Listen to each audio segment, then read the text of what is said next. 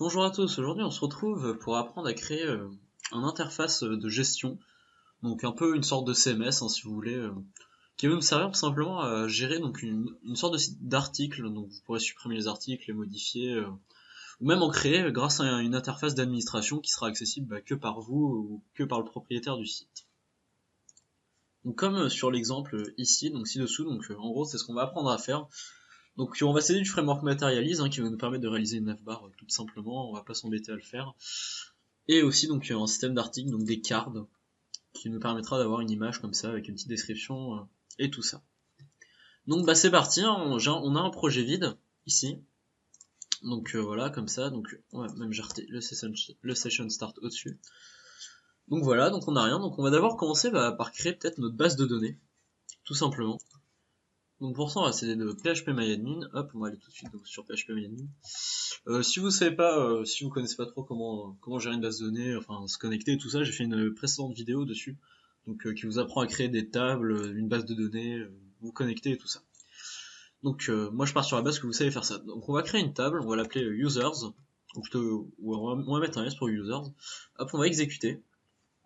Et donc en premier champ on va mettre l'ID pour récupérer, enfin pour attribuer un ID à chaque user. Bon, normalement, pour nous, il n'y en aura qu'un. Après, vous faites comme vous voulez. Si vous voulez plusieurs administrateurs sur le site, vous créez plusieurs utilisateurs directement sur la base de données. Donc, du coup, on va donner un username. Donc, la connexion se fera par nom d'utilisateur et mot de passe. Rien de plus classique. On va pas faire d'email ou quoi que ce soit. Hop, et un password en 255 caractères. Donc voilà, donc on va pas aller plus loin. Juste l'ID, le username et le password. Hop, sauvegarder. Et donc on va venir insérer donc un utilisateur fictif pour pouvoir faire nos tests. Donc on va lui donner l'username admin et le mot de passe test. Donc je le crypte pas parce que bon, je fais pas d'insertion, donc on va pas s'embêter à récupérer le cryptage à chaque fois. Donc je vous laisse le crypter vous-même, enfin parce que c'est vraiment important. N'oubliez pas de faire ça, on va pouvoir fermer ça. N'oubliez pas de le faire parce que c'est vraiment important. Donc voilà, donc c'est bon, on a notre utilisateur d'enregistrer. Donc on va venir le récupérer d'abord pour voir un peu comment ça marche. Donc dans notre div container, hop, on va ouvrir une balise PHP. Hop. Donc là on va pouvoir le récupérer comme ça, comme si vous avez vu la vidéo ou même si vous connaissez. On va créer un fichier, donc on va appeler database.php. Donc on va dedans mettre la connexion à la base de données, tout simplement. Donc hop, on va venir ouvrir la balise PHP. On va créer une variable db, donc database, qui va être un nouvel objet PDO, donc une nouvelle connexion à la base de données. Donc MySQL host est égal localhost. Donc là on lui donne l'hôte de la base de données. Donc moi puisque je suis en local avec WAMP, c'est localhost. Le dbname, c'est tutoriel comme vous avez vu précédemment. Hop, comme sur la majorité de mes tutoriaux. Hop, donc le username ça va être root, le nom d'utilisateur de la base de données, et pas de mot de passe. C'est pareil avec WAMP, c'est comme ça. Et on va venir attribuer, on va plutôt donner un attribut à notre objet PDO pour qu'il retourne des exceptions. Donc hop, PDO 2.2.atr underscore rmode. Voilà, comme ça. Enfin, c'est des constantes PDO qui sont déjà préconfigurées dans l'objet PDO amené par PHP. Donc je vous explique pas, si vous voulez plus d'infos, vous allez voir la doc PHP, je l'ai déjà expliqué sur d'autres vidéos et puis même c'est expliqué sur la doc PHP. Donc voilà, j'oublie un E ici. Donc hop, c'est bon. Donc on va venir du coup se connecter. Donc on va d'abord venir inclure le fichier un peu plus haut. On va faire nos inclusions juste au début ici, comme ça va pas nous embêter. Je vais pas faire de fichier à part pour le header et tout ça, on va pas s'embêter. Donc hop, on va faire un petit require. Et ici, comme ça, et database.php. Comme ça, voilà, j'ai un peu de mal. Donc voilà, c'est bon. Donc du coup, on va venir se connecter, donc db. On va faire une requête, toute simple, sans paramètres, sans rien. Une requête directement. Hop, select all from user. Comme ça avec un S. Hop, et on va venir la sauvegarder dans une variable qu'on va appeler $rec. Voilà. Et on va faire un petit execute. Pas un petit execute, pardon, parce qu'il est déjà fait avec le query directement. On va faire un petit fetch. Et on va sauvegarder cette requête dans une variable user qui va contenir nos utilisateurs, mais là en l'occurrence il n'y en a qu'un. Et du coup on va faire un var dump de tous ces utilisateurs, plutôt le seul qu'on a pour l'instant. Enfin pas pour l'instant, ça sera le seul. Donc voilà, donc vous voyez bien qu'on récupère tout, donc là c'est bon, c'est nickel. Donc c'est vraiment pas compliqué, c'est vraiment extrêmement simple. Donc voilà. Donc du coup, on va venir créer un... Là, on a fait ça sur la page d'accueil, mais bon, on n'a pas besoin de... Enfin, on n'a pas besoin que les utilisateurs s'authentifient pour voir la page d'accueil. Ça servira un peu à rien. Donc on va venir créer un nouveau dossier qu'on va appeler admin. Et dedans, ça contiendra une sorte de nouvelle partie de notre site qui sera l'administration. Donc on va créer un fichier index.php et on va venir récupérer exactement le même code qu'ici, tout simplement. Voilà, comme ça. On va venir fermer tout ça. J'ai fermé le mauvais. Voilà. On va venir juste changer les fichiers, enfin les URL, enfin les chemins des fichiers qu'on a déjà mis précédemment. Hop, on va rajouter deux points et un slash pour indiquer qu'il faut remonter d'un dossier pour qu'il trouve tout. Et aussi ici, voilà, comme ça. Donc, on va rester en haut de notre fichier et on va récupérer ça. Donc on va vérifier d'abord quand l'utilisateur arrive sur la page d'accueil si s'il y a une session qui est lancée, une session admin. Parce que lorsqu'en fait on va se connecter, enfin lorsque l'utilisateur va entrer son mot de passe et si on va vérifier et qu'il est bon, et ben on va créer une session. Donc les sessions et les cookies, je vous invite à vous renseigner là-dessus. Les sessions sont une sorte d'info que le navigateur garde tant qu'il est ouvert, et lorsque vous le fermez, les sessions sont supprimées. Et les cookies, ils restent beaucoup plus longtemps, vous définissez ce que vous voulez. Si par exemple si un utilisateur coche reste connecté, là c'est un cookie qui sera sauvegardé, non une session. Donc nous on va fonctionner par session, juste pour le test, après vous utiliserez des cookies si vous voulez, faites vraiment comme vous voulez. Donc du coup on va vérifier s'il y a une session. Donc la session c'est $_session, et là c'est le nom de la session, donc nous ça va être admin. Et donc s'il n'y en a, s'il n'y en a pas, et on va faire un header location. Donc en gros on va rediriger l'utilisateur sur une page. Et nous notre page ça va être login.php. Et que va faire notre page login.php? Il va y avoir un formulaire dessus, donc de connexion, et dans la même page, on va pas faire de fichiers différents, pardon. Dans la même page, il va charger les infos du formulaire et vérifier si les infos entrées sont correctes. Donc du coup on va récupérer ça, voilà. Donc on peut tout de suite tester, on va faire un session start en haut. Pensez à toujours faire ça si vous utilisez les sessions. Vous êtes obligé de faire un session start tout en haut de la page, mais vraiment la première chose. On va venir en faire un aussi ici, vous verrez après pourquoi. Hop. Il faut vraiment en faire sur toutes vos pages. Voilà. Et on va venir créer un fichier login.php comme ça. Et on va venir récupérer le même code. Hop, le même code ici. Voilà. On va faire un petit nettoyage. On va rouvrir juste ces deux-là, comme ça. Et on va venir écrire un petit H3, vous se connecter. Voilà, comme ça. Donc on va venir essayer ça tout de suite, pardon. Donc là on est sur gestion, il n'y a plus rien, c'est normal. Et là on va venir aller sur index.php. Et là vous voyez que oui non, excusez-moi je me suis trompé, hop, c'est admin. On va même pas mettre index.php, c'est rien, hop on actualise. Et là on voyait que on est redirigé directement sur login.php. Donc hop, on va juste régler ça. Ici j'ai pas changé les chemins d'accès. Voilà, on met ça. Pensez vraiment à les changer pour pas vous trouver avec des erreurs bizarres. Enfin des erreurs un peu que vous ne comprenez pas parce que c'est vraiment des erreurs d'étourderie. Donc là hop on vient actualiser et vous voyez que hop, se connecter change. Donc voilà c'est nickel. Donc du coup cette fois on va pouvoir vérifier maintenant, on va pouvoir faire notre formulaire de connexion. Donc ça on va le garder là, on ira l'enlever après. Donc on va faire un form. L'action elle va pas changer, enfin on va pas la mettre plutôt. Enfin on va la laisser, on va mettre login.php tout simplement. Voilà, comme ça. Et on va mettre une méthode post. Donc il y a le post et le get. Le get c'est transmettre des infos par l'URL et le post c'est un peu plus sécurisé. Encore vous pourrez faire plus sécurisé avec des tokens etc. Mais ça ne change rien. Donc du coup on va venir ajouter un input texte. Voilà comme ça. Voilà, donc on va lui mettre le name username pour récupérer en post avec la valeur username. Et un input de type password. Comme ça. Et on va lui mettre le name password tout simplement. Comme ça. Voilà. Et on va pas s'embêter, on va pas mettre comment ça s'appelle, de label ou quoi que ce soit. Donc là on va mettre un petit bouton pour lancer le formulaire se connecter.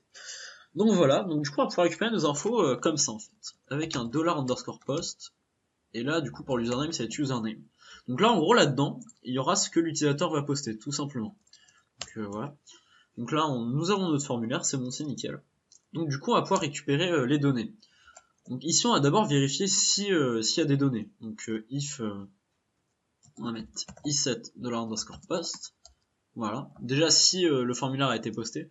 Parce qu'on fait ça sur la même page, donc clairement, si l'utilisateur arrive et qu'il a une erreur, les données n'ont pas été postées ou quoi que ce soit directement, c'est un peu bizarre quand même.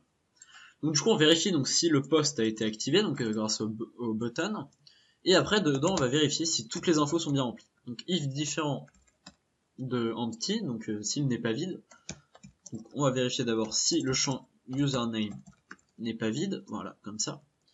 Et pareil, donc est obligé, donc il faut que les deux conditions soient remplies, différent de empty, de là underscore post, password, comme ça.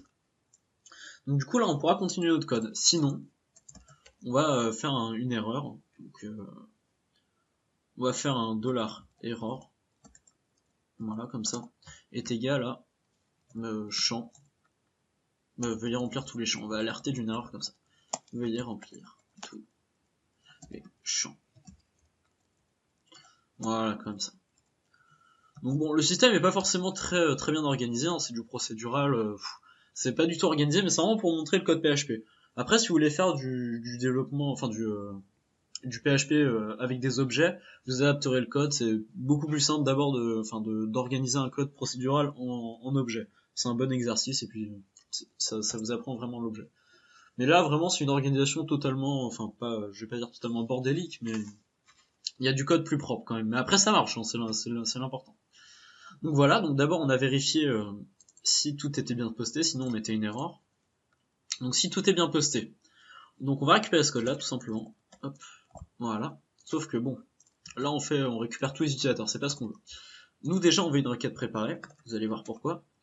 Donc on sélectionne tout from user, where, donc où le username est égal à ça, et and le password est égal à un point d'interrogation. Donc en gros on sait pas ce que c'est. Et ça, bah, on va le définir grâce à la requête préparée directement avec un tableau. Donc execute, hop, voilà, comme ça. Et là, on va pouvoir passer les infos. Donc d'abord, username, ça va être égal à $post username.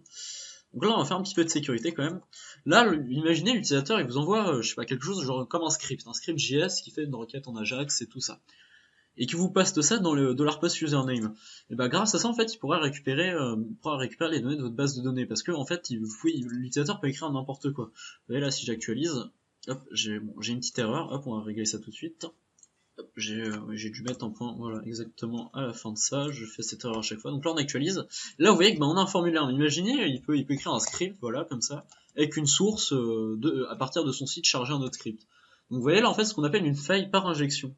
Donc en gros, il peut faire n'importe quelle donnée, enfin n'importe quel script, puisque votre formulaire PHP va le traiter de toute façon. Donc du coup, on va utiliser une méthode qui s'appelle HTML Special Chars. Bon après il y a aussi la fonction trim, mais celle-là déjà si vous faites ça, ça empêchera au hacker de faire ça. Donc voilà, rajouter ça, c'est toujours pas mal. Voilà, donc ça c'est fait. Donc du coup, on va pouvoir continuer notre requête, hop, et du coup là on va donner la value password. Donc hop, ça va être $post password, comme vous avez compris tout simplement. Voilà.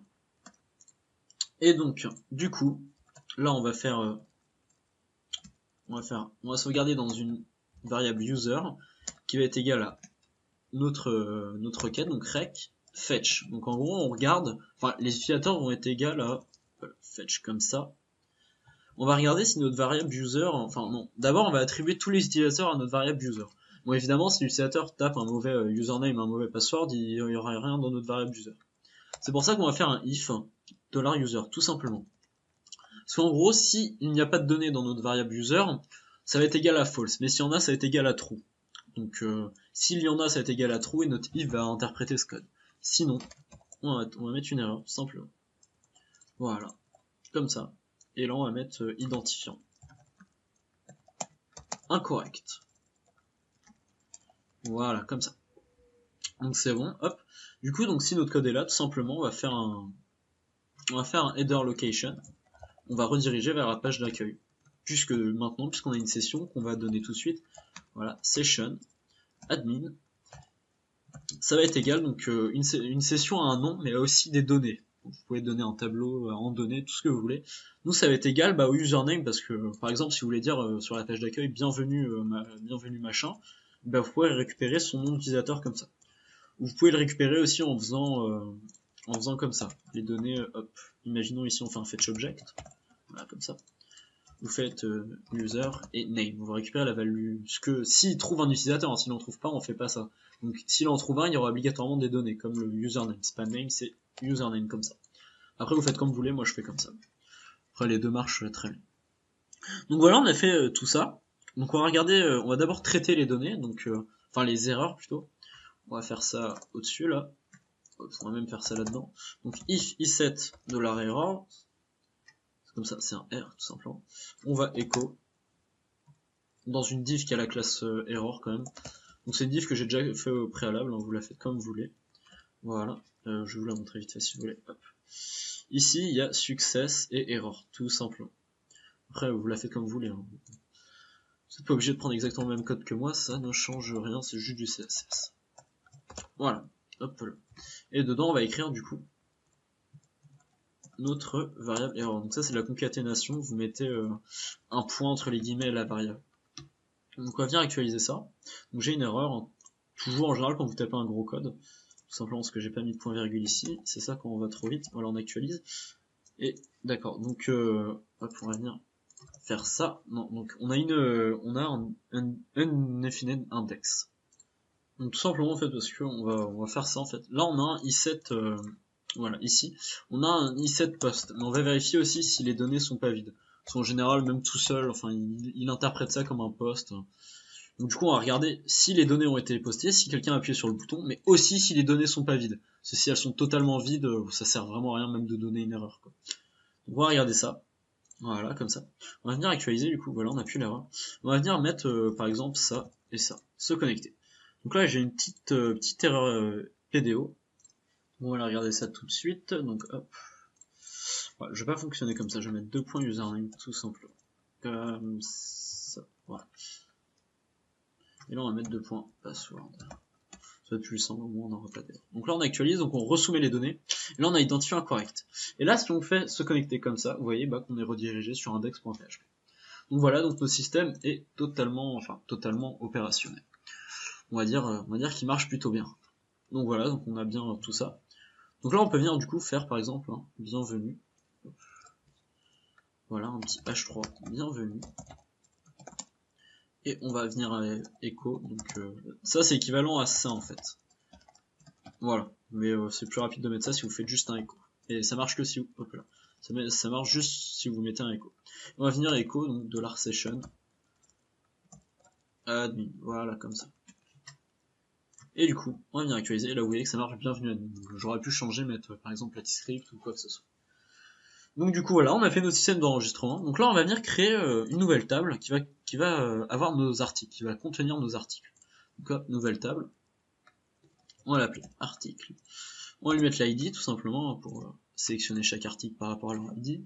On va mettre un name à l'article, qui va être un varchar 255, pas 2550.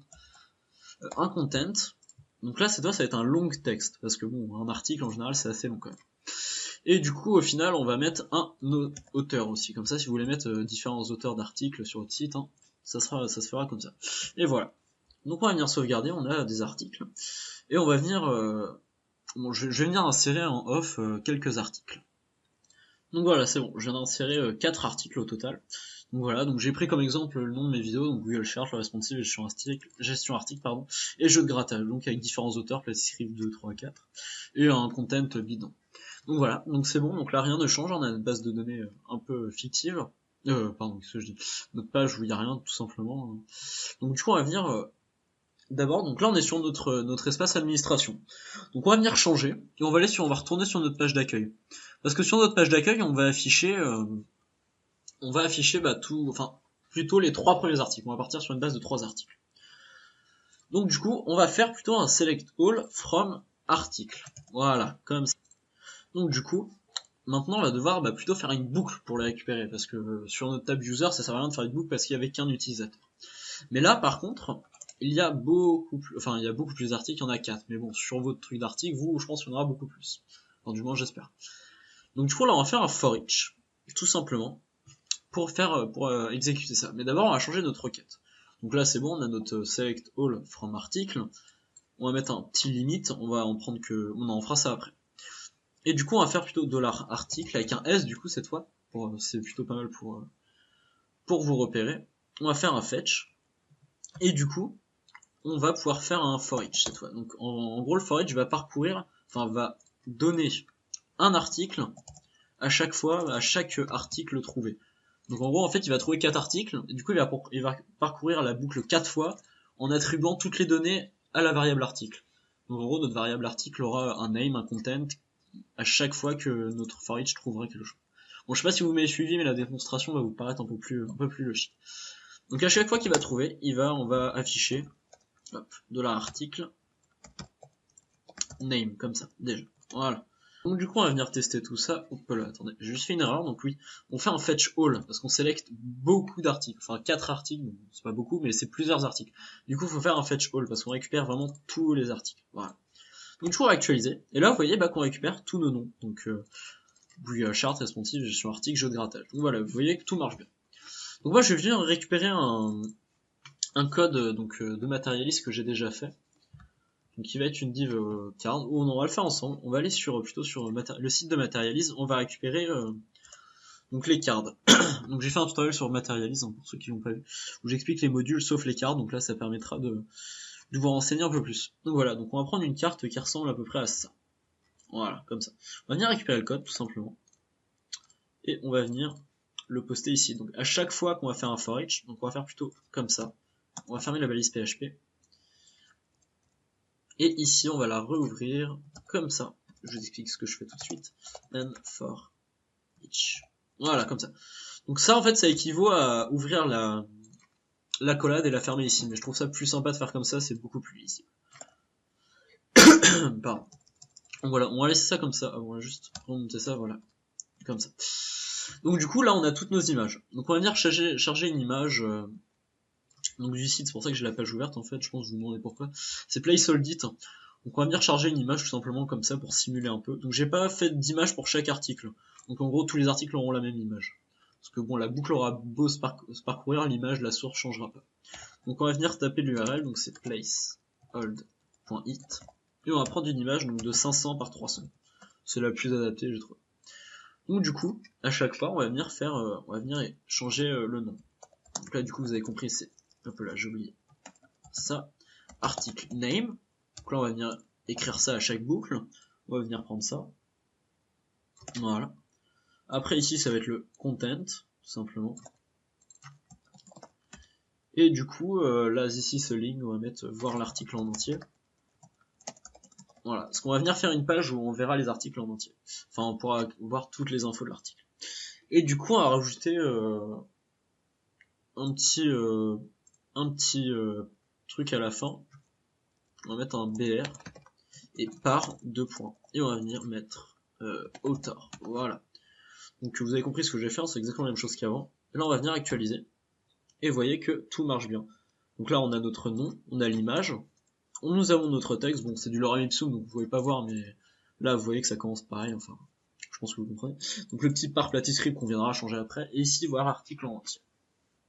Donc voilà, donc nous avons fait notre connexion à la base de données et notre gestion, enfin nos articles déjà à la base de données, les récupérer, etc. On a vu comment les récupérer. Donc on va s'arrêter là, parce que bon, mine de rien, la vidéo fait déjà quand même 25 minutes, 24-25, et bon, j'ai pas envie de faire une vidéo d'une heure. Mais vous inquiétez pas, la prochaine, on finira tout. On apprendra à faire un formulaire pour créer nos articles, pour les supprimer et pour les modifier. Donc là, déjà, on a fait, hop, donc voilà, la page n'existe pas. Et on viendra aussi créer une page, pour le quand on cliquera là-dessus, pardon, ça donnera un truc du style single_product.php avec en paramètre l'ID et l'ID de l'article 2, 3, 4, etc. Après, vous pourrez faire de l'URL rewriting pour changer l'article, pour changer l'URL. Enfin, ça on verra. Bon, du coup, moi je vous laisse, hein, si la vidéo vous a plu, abonnez-vous, laissez un petit like. Puis du coup, nous on se retrouve pour la prochaine. Enfin, d'abord, il y aura un petit épisode des 5 minutes du JavaScript, hein. Et nous après on va se retrouver après ça pour la suite de ce tutoriel. Bon moi je vous dis à bientôt.